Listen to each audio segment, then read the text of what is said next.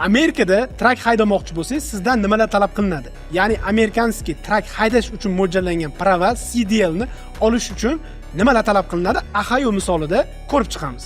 Siz bo'lsa videoni boshidan like bosib turing. Yosh jihatidan 18 yoshdan boshlab CDL olsa bo'ladi, lekin bu yoshda faqatgina bitta shtatda ichida yurish uchun CDL beradi. 21 yoshdan boshlab bo'lsa, hamma shtatlarda yurish uchun CDL olsa bo'ladi.